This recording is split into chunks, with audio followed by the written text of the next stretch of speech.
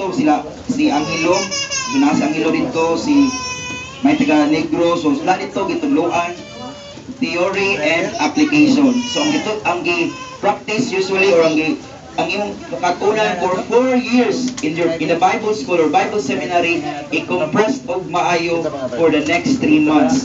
So actually ang plano 6 months, pero karon first time 3 months na sila. Last time nag 1 month ni sa Dennis, karon 3 months. So sunod siguro 6 months na yun. So i-compress ako 3 months nga compress pagtudlo.